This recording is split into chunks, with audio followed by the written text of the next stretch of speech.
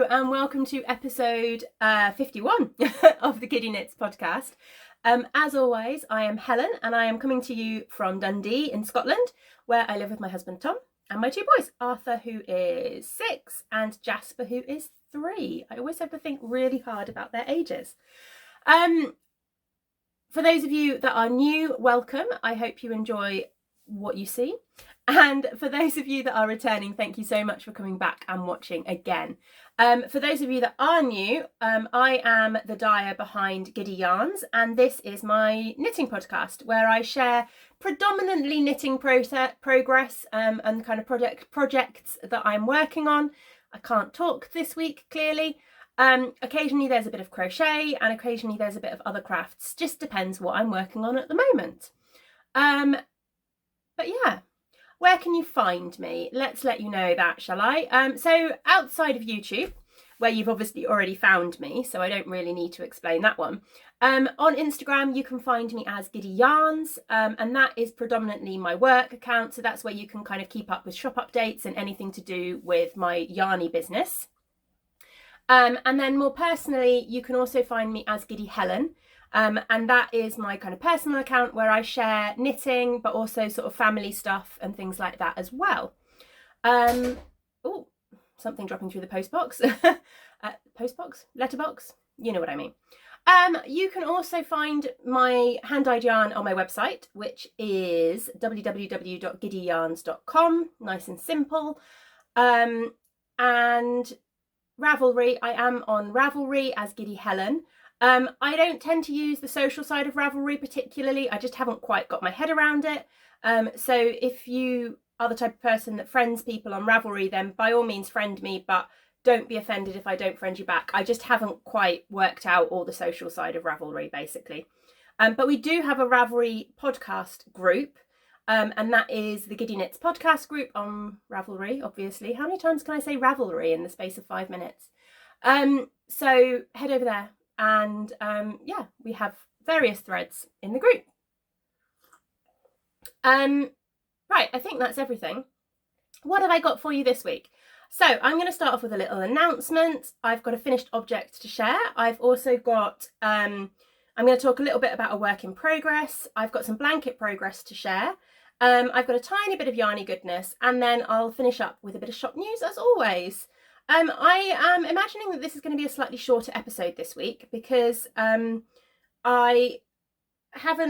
worked quite a lot, but I've put a lot of effort into finishing my finished object, and I've also put a lot of effort into one of my blankets.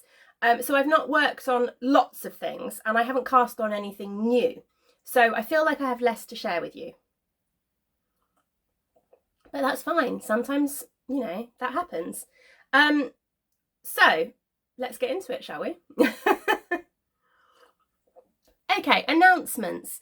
Last week I announced the winner of the 1,000 subscriber YouTube giveaway that I was running, and I have yet to hear from them. So the winner was Just Gema. We ran the giveaway in the Ravelry group, so that is her Ravelry name. If I haven't heard from you by the next episode, which will be in 2 weeks' time, then I will redraw a new winner, basically. But obviously life happens, so you may not have got a chance to watch the previous podcast, so I will leave it until the next podcast after this. So you will have had a month to get in contact with me with regards to that. But for those of you that aren't Just Gema, if I haven't heard from her by the next episode, then I will redraw a winner. So somebody will get the little prize package that I have to give away. I'm trying to think whether there are any other announcements. I don't think so. Not particularly. I want to start a new knit along. I just haven't made any decisions about what knit along. So if you've got any ideas, if there's any knit alongs that you would like me to start, or if you've got any ideas for, you know, a good knit along that would be fun to run, then either drop a comment down below or over in the Ravelry group, and I will take them into consideration. Okay, so let's get into finished objects then. I have got a pretty epic finished object this week. I have finished my Starflake shawl. And here it is. It is too big for me to actually show it on the screen. I also can't see what you can see at the moment, but it is finished and I am very, very pleased with it. It was a lot of fun to knit. I will admit that as I got towards the end, the rows got very, very long. And I think that is what slowed me down, particularly these rows at the bottom here where you've got the eyelets. Those really, really slowed me down. Now, I haven't done the additional rows. So you had the option when you got to this stage here, you had the option to carry on and use up more yarn with another lot of additional rows. I think it would have added another kind of 1.5 inches to it. Honestly, I was just ready for it to be done, so I didn't add those rows. And I'm not disappointed in the size of the shawl at all. I will pop it on. It is massive. You know, it is a really good kind of cozy shawl. This is the first time I've put it on, so I haven't quite worked out how to wear it yet, but I usually wear my shawls in kind of like a bandana style like this. See if I can come a little bit like kind of a little sort of bandana style like this. That didn't increase the height that I'm sitting at all, did it? Sorry. But yeah, I'm really, really, really pleased with it. The pattern was, as always, with this. So the pattern, I haven't said what the pattern is, have I? I'm sure if you've been following along with the podcast, you will know. But the pattern is the Starflake Shawl by Stephen West. And it was the 2019 Mystery Knit Along. Obviously, I finished it well after the Mystery Knit Along ended, but that is absolutely fine. And yeah, the pattern was lovely, really, really well written, excellent tutorials linked in the pattern for certain sections. So you had tutorials for this beginning section, because you knit each of these parallelograms and then you pick up the stitches and you knit the next parallelogram. So it had excellent tutorials for that. It also had excellent tutorials for the fact that you had to pick up along this I-cord edge once you'd knit your kind of star section at the beginning. It had fantastic tutorials for the brioche section. This is only the second time I've knit brioche, and I've never knit brioche that had increases and decreases or kind of shaping in it, if that makes sense. So those tutorials were definitely needed, but they were excellent tutorials, so I would highly recommend those. Yeah, just a really, really, really well written pattern, as you'd kind of expect from Stephen West. And I love the finished project. This is going to be a sample for the shop. I used 2 of my yarn colours. So this creamy one here is Sandcastles, and this kind of burgundy-ish one here is Plum Chutney. And I'm really, really happy with how the colours worked together. What else can I tell you about the shawl? Oh, I love the edging. I mean, look at this edging. He has you do an I-cord bind off, but to stripe it. How amazing is that? And it's actually a lot more simple than it looks, but it's so effective around the edge, having that stripy I-cord bind off. Yeah, really, really impressed with the pattern. Now, the only thing I would say, and I'm sure it's to do with my gauge, I tend to be a tight knitter. I'm pretty sure in the pattern it recommended, I don't know what size I used now. I think I used 4.5 millimeters, and I'm pretty sure in the pattern it recommended 3.75 millimeter needles. Now, I always go up half a needle size pretty much on any pattern, just because I know I'm a tight knitter. And I really wanted this to be quite loose and drapey, so I thought, well, I'll go up a bit of extra in a needle size. I still had a lot of yarn left, and I know I didn't do the extra rows at the bottom, but the extra rows would have been in this colour, would have been in the Sandcastles colour, so I wouldn't have used any more of the Plum Chutney. And I mean, I had left from 2 skeins of yarn, which is what the pattern recommends, is 2 skeins of each colour. I mean, I've got nearly full balls left. I only picked up this one for the I-cord cast off. And I've still got you know, pretty much full balls of both of these colours left. So that's just something to bear in mind when you're picking colours for this. It may be that if you're a loose knitter, you use a lot more yarn. That's going to happen, isn't it? Whereas I know that I'm a tight knitter, and I do tend to have more yarn left at the end of projects than the pattern would suggest. But, you know, when a pattern suggests that you need 2 full skeins of 2 colourways, which is a lot of yarn, and then you're actually left at the end with nearly 2 full skeins still, that I could imagine some people finding that a bit frustrating. For me, as it happens, obviously it was a shop sample, so it's not the end of the world. And also I think I might knit myself another pair of window seat socks using these 2 colours, because I just love the way that they work together. But it's something to consider. Blocking. I was going to talk about blocking. I blocked my shawl, obviously, as I mentioned. I think. Did I mention I blocked it? I don't know. It's been blocked. I don't have blocking mats. I do have some of these Knit Pro knit blockers, which I would highly recommend. They are brilliant. I can't for the life of me remember how much I paid for them, but I think they're about £10–15, something like that, maybe. Hopefully I've got that right. I'm not 100% sure. I tell you what I'll do. I will have a little look and see how much they are, and I'll put it on the screen for you so that I'm not giving you the wrong price. But they are these little pins on little blocks, if you can see there. Really kind of clever. You've got a number of longer ones. Oh, I'm just getting them back in the box. A number of longer ones, and then there's a few at the top here that are shorter as well. And the idea is that obviously you lay your knitting out, stretch your knitting out, and then use these to kind of pin it either to a mat, which I don't have, or what I tend to do is I tend to lay out towels on the carpet, and then I'll pin it into the carpet, basically. Not ideal, but it works for me.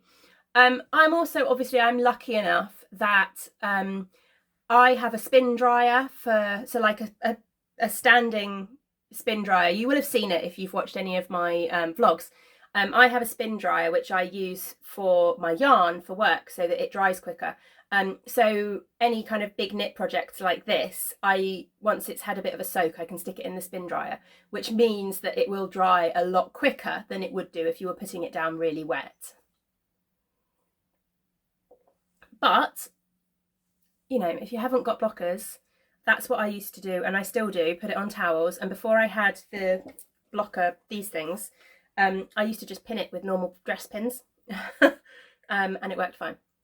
So you don't need all of the fancy stuff, although I know a lot of people, for blocking mats, I know a lot of people use the kids' foam play mats, which would also be a good option.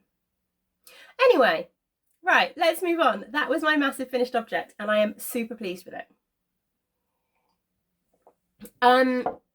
What am I going on to now? Works in progress. So apart from blankets, which I will share shortly, I haven't really worked on any other works in progress this week. Although, having said that, I do actually have 2 other finished objects, but I can't show them to you. I also knit 2 pairs of mittens in the last 2 weeks. I knit a pair of mittens for Arthur because he's been after me for ages and ages and ages to knit him some purple mittens. And I finally got round to it. So I knit him the Tin Can Knits Maze mittens, and he adores them, and he's worn them continuously, and I can't share them with you because he's wearing them at school today. And there's no way he will let me keep them at home so that I can show you. I've also failed to get a photograph of it, so yeah, maybe I'll try and get a photo and put it in, but he's not the most, I don't know, he's not the most likely to let me take a photo of him. And then one of his little friends at school absolutely loved his mittens. They were smitten with them. I did not mean to do that. They were smitten with his mittens. Oh dear. Anyway. And it was his birthday last weekend. So I knit him a pair of mittens to go with his birthday present. For him, I just used some Drops, what's it called? Drops Extra Fine Merino, the DK Merino stuff from Drops. And it worked really, really well, and he was very pleased with them. But again, I forgot to take a photo, so I can't really share that with you, I'm afraid. But I did finish 2 other little things. Anyway, works in progress. So I have pulled out my advent wrap using the Giddy Yarns minis. And this is the next thing that I am planning to get finished. I really, really want to get some stuff off my needles, some of these bigger projects. And this one is next on the list. What's it got caught around? Oh, there we go. This one is next on the list to get finished. I am halfway through it. I'm working on colour 12, I think. 1, 2, 3, 4, 5, 6, 7, 8, 9, 10, 11, 12. Yeah, I'm currently working on colour 12. So I am halfway through it.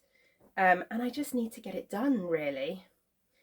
Yeah, I just need to get it done. I think my biggest issue with this is, I love it, and I've seen finished objects and they're stunning. And the pattern is amazing. But I spent so long last year looking at this yarn and dyeing this yarn and scanning all the minis and packaging all the minis that I was just having a little bit of a mental block over using the yarn. You know what it's like when you kind of eat so much of your favourite food that you can't face eating it anymore. I was kind of like that with this yarn. I'd seen these colours and this yarn so much that I just could not face doing anything with it. But I really do need to get this done. So hopefully you will see some progress. I will move my little progress keeper, which is down there somewhere. I will move it up, and hopefully by the next episode you will see a significant amount of progress on this. Fingers crossed. So the one thing I have done quite a lot of work on, I rescue balls of yarn that went flying everywhere. Although I didn't say, did I? Let's come back to this. I'm just assuming you know everything about this because I've kind of talked about it, and yeah. The yarn, as I mentioned, is obviously my advent calendar. So this is the Giddy Yarns advent calendar for 2019, which unfortunately obviously won't be repeated because if I'd been sensible, I would have tried to dye them in smaller batches so that I could repeat it as kits for the pattern. But I would have to dye 20 batches at a time, and there's 24 colours, and that's a lot of work. So unfortunately, these colours are unlikely to be repeated, although I may have one set left, which will go in the shop at some point. I just need to double check that it is all there. I kept 3 spare sets just in case there were any colours missing from other people's boxes or things like that. And I know that I had to take a couple of colours, but I think I might have 1 full set left. But what I wanted to say was the pattern. So the pattern is Giddy About Advent, and it was designed especially for my advent calendar by Brixton Pearl, Therese, who is Brixton Pearl. And the pattern itself is now available on Ravelry. So you can find the pattern and purchase the pattern on Ravelry independent of the yarn. That's what I needed to mention. Right. Stick that back in there again. And this time I will try and move on. Just going to move a couple of bits there as well. Right, blanket progress. That's what I was moving on to, isn't it?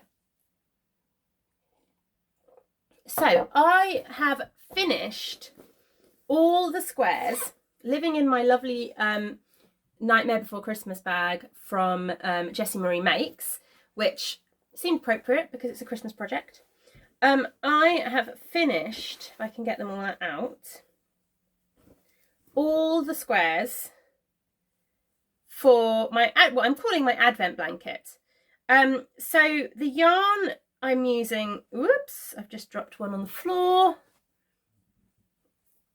Let's see if I can get them. Here we go. So the yarn I'm using for this little blanket is the advent calendar from Henny Penny Makes. And as I've mentioned in previous episodes, me and Erin, the dyer behind Henny Penny Makes, swapped advent calendars this year. So she had one of mine and I had one of hers, and I've molted all over it. And with mine from her, I have crocheted up little granny squares. Just really, really simple normal granny squares. In fact, the same as the ones in this blanket, but slightly bigger. I did as big as I could do using the 10-gram minis that were included in the advent. And I think I got 8 rounds for each square. And yeah, I've done them all 24 are in here. And there are some absolutely stunning ones. I really like this one, and this one as well. And I believe that some of these variegated colours Erin has now got in her shop as mini skeins. That's another one of my favourites, and that one there as well. That's really pretty. So yeah, I believe she's got some of these variegated colours. It's another really pretty one as mini skeins available in her shop. And yeah, now I just need to join them. And yeah. That's why am I saying that continually? I need to join them. I have ordered some Drops Fable. That's the one. I've ordered just some standard sort of Drops Fable in a really kind of a pearl. It's called the light pearl grey, which I am going to use to border these. And I'm planning to do it as like a join you go kind of method. So I need to have a little look up and see. I know there'll be a number of tutorials on YouTube as to how you can kind of join as you go. So basically, with this one here, I bordered each individual square, then joined them up in a line, and then joined the lines together, if that makes sense. With my Battenberg blanket, I am joining the squares on individually, they're not bordered. With Arthur's blanket, I'm bordering them and then joining them all together. But with this one, that I know that there is a way to join them together and border them all in one go. So if anyone can recommend a tutorial for that, that would be great. But that is my plan. So I just need to wait for the yarn to arrive, and then I can start bordering that, and I'll have a lovely little lap blanket. And then if I can get through the next bit without my brain going completely haywire, which it did during that section, so apologies. I have also been putting a little bit of work into my Cozy Memories blanket. Just take the needles out. Here we go. So the Cozy Memories blanket that I'm following is a kind of a pattern by Kemper Ray called The Coziest Memories, but I am changing the direction of changing the direction of how I am adding the squares. Anyway, this is the central point here. What are all these ends doing? Which I've mentioned before. This is the central point of my blanket where that stitch marker is there. And these are all the new ones. All the ones with stitch markers are ones that I have added. Most of these have come from swaps. Yeah, most of them have come from swaps. So I don't really know what they are. That's one of mine. That was one of my Christmas ones from 2018. And that one there is, I believe, a Rusty Ferret from one of the mini sets that I've had from her as well. But yeah, that is another 7. 1, 2, 3, 4, 5, 6, 7, 8. Oh no, 9. That's not bad, is it? Another 9 squares added. Now I know that Sharon over at the SCR1TNO, did I get that right this time? Podcast is running a knit along, a blanket knit along. So I think the idea is that you're supposed to knit a square every day. So by the end of the knit along, you should have knitted 366, I guess, this year because it's a leap year. 366 squares into your blanket. Part of me is tempted to try and join in with that, but I'm not convinced that I would be able to knit that many squares into my blanket. Although I go through flurries with this, and like I won't do it every day, but then I might do it at the weekend and I might put kind of 4 or 5 in. So I don't know. But if anybody else is interested in that, then head over to her podcast or her Ravelry group to find out the information. But I am really enjoying adding to this, and it's really nice to see it growing. Okay, so that is all of the knitting content, really, for this episode, which, considering we're only 25 minutes in, is, yeah, unusual for me. But I do plan to cast on loads of things this week. Yeah, okay, well, let's move on then to some yarny goodness. I have got one little bit of yarny goodness, and I'm going to chance it with the camera. I nearly always stop my camera at about 25 minutes and restart it, but I think that's because on my old phone I didn't have as much memory, whereas I've got more memory on this phone, so we're going to chance it. We'll see what happens. Anyway, yarny goodness. I got the January, the January Neon Club from the lovely Spectrum Fibres. And here it is in all its absolutely stunning glory. The colourway is called Love Hearts, and it's just, yeah, it's just beautiful, isn't it? Absolutely stunning. And this month I ordered it on a sock yarn base, but I would imagine that this will go into a shawl at some point. But that is my one little bit of yarny goodness for this episode. So we will move on now to some shop news. So if you're not interested in shop news, then thank you very much for watching, and I will see you again in a couple of weeks' time, hopefully. But if you are interested in shop news, I was just going to mention a couple of things. What am I? Okay, yeah, so shop news. Brain is failing today. Right, so first thing, I had a shop update at the weekend, and for those of you that have heard of the Flower Power Fund, or haven't heard of the Flower Power Fund, I'll explain it. The lovely Sarah, who is a doctor who works for Marie Curie, in 2018 she ran what she called the Flower Power Fund, and each month a different dyer dyed up a skein of yarn to represent a flower or inspired by a flower, and then a proportion of the profits went to Marie Curie. If you're not in the UK, Marie Curie are a charity who support people and their families who are dealing with a kind of terminal illness. They do a lot of end-of-life care. They have a number of hospices around the UK. They will also support people within their own homes. Yeah, anyone that's dealing with terminal illness of any form, they are there to support them. So they do a lot of good work in the UK, and they so basically, yeah, this is what the Flower Power Fund is. It's a way of raising money to support Marie Curie. Now this year she's doing it again, running it again, and for each month there is a main dyer who's dyeing up a 100-gram skein of yarn, and there is also a dyer, I'm not sure if it's for every month, but I think for quite a few months throughout the year, there is also a dyer who's doing a mini skein bundle.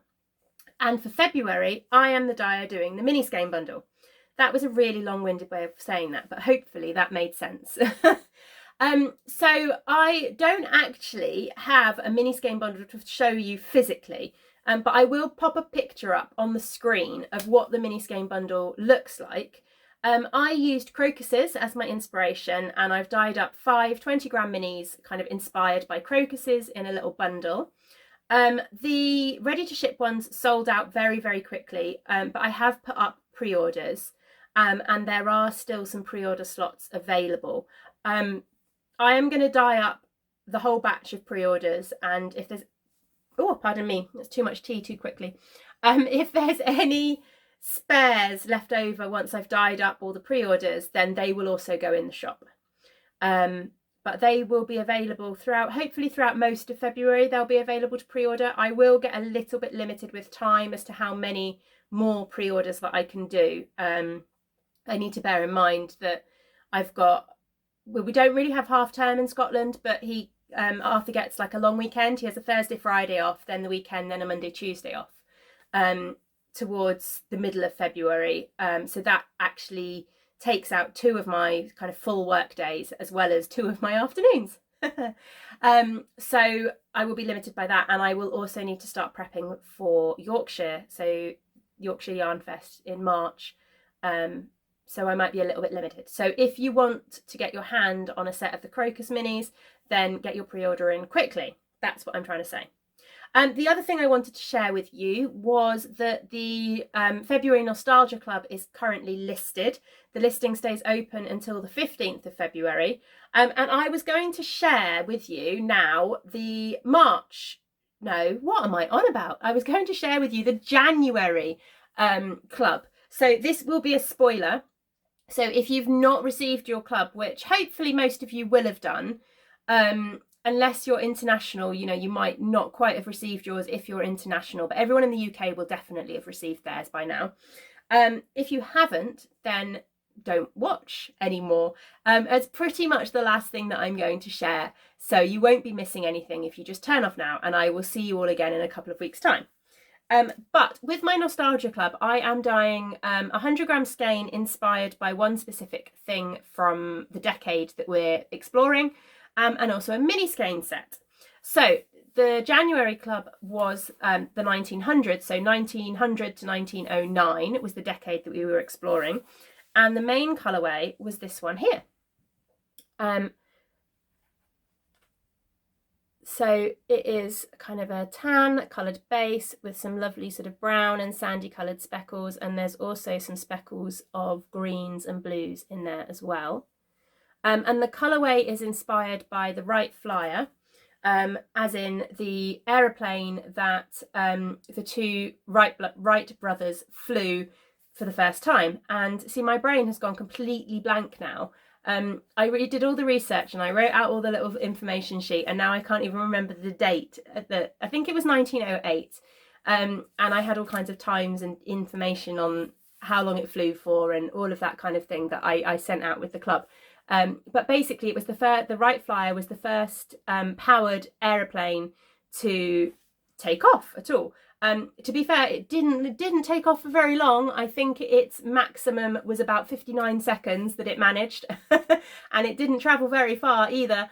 But it was the start of something. You know, it was the start of aviation. It was the start of modern aeroplanes, really. So that was the inspiration for the main colourway. And then we had 5 mini skeins as well. And these are the 5 mini skeins. And again, off the top of my head, actually, I could probably, let me just grab, I'll be 2 seconds. Let me just see if I've got the information sheets tucked away in my drawer over here. Yes, I do. Can't get them out. Here we go. I'm back. So when you order the club, you get a little information sheet. So this was the information sheet for the main colourway. So this is the inspiration behind this colourway. And you can see the image in the picture as well as the inspiration image that I used. And I wrote, the Wright Flyer was the first successful powered aircraft designed and built by Orville and Wilbur Wright on the 17th of December, 1903. I got the date wrong, sorry. It flew 4 times. The first flight lasted 12 seconds and travelled a total of 120 foot. The final flight lasted 59 seconds and travelled 852 foot. Unfortunately, after the final flight, a large gust of wind caught the flyer, resulting in major damage, and it was never flown again. So that just gives you a bit of an idea as to kind of what you receive in the club. It's really simple. I'm trying to keep it as cost effective as possible. So you pay for the yarn and that's it. And then you just receive a little information sheet in there with a bit of history and information about the colourway. So then the mini skein version of the club is, you get 5 mini skeins, all inspired by slightly different things from the decade. So the first one for this month was this one here, which is kind of a mix of reds and greys. And this one is inspired by the Ford Model T, which was the first kind of, what's the term I used? Assembly line. The first kind of assembly line car. So it was the first affordable car for normal people that was created. And it was created in 1908 by Henry Ford. And yeah, that was the first one. And then the second colourway was this one here, which is Radioactivity. And this was in the 1900s. Pierre and Marie Curie having just talked about Marie Curie, Pierre and Marie Curie were the first scientists to coin the term radioactivity, and earning them both a Nobel Prize. And then we also have Wind in the Willows, which is this one here, was published in 1908, so inspired by the book, obviously, of the same name, which featured Toad and Rat and Mole and all their adventures. And then we have got Water Lilies. So this one here is inspired by Monet's Water Lilies, particularly his 1905 Water Lilies paintings. And that was kind of the start of all of his, kind of the final focus of his art. And then the final colourway is this one here. And this is called the May Queen. And this is inspired by a piece of Art Nouveau embroidery done by Margaret Mackintosh, who was she was based in Scotland. She was an English artist, but she was based in Scotland. And she created a number of these amazing embroideries, which really sort of epitomised the Art Nouveau movement. And she was also coincidentally the wife of Rennie Mackintosh, who is known, very, very well known for his kind of Art Nouveau, Art Deco kind of stuff. But I feel a bit bad that everyone knows who Rennie Mackintosh is, but not necessarily his wife, who was also an amazing artist. Anyway, so there's the two yarn clubs, and we are, with February, we're exploring the 1910s. And I haven't decided on the colourway yet.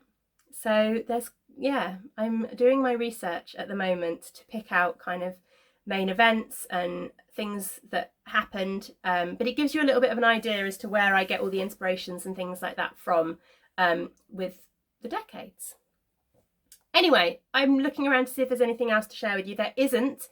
So this is going to be a much, much shorter episode than usual. So apologies for that, but I hope you still enjoyed what I had to share with you. And hopefully I will cast on a few new things and maybe work on my Advent wrap as well and have more in general to share with you on the next episode. Thank you so much for watching. If you've enjoyed it, then please give us a thumbs up. I'm going to do the awkward thumb thing. You can do that just down below the video here, and if you haven't subscribed and you would like to, then hit the subscribe button. If you hit the little bell that's there as well, you'll get a notification every time I upload a new video. Yeah, that is it. So thank you very, very much, and I will see you again soon in a couple of weeks' time, hopefully. Bye!